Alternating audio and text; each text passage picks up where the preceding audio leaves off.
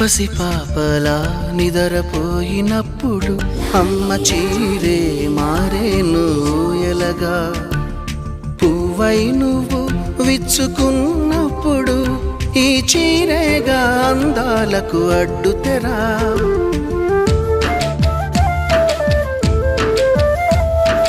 గాలి ఆడక ఉక్క పోసినప్పుడు ఆ పైటే గాని పాలిట వించామరా.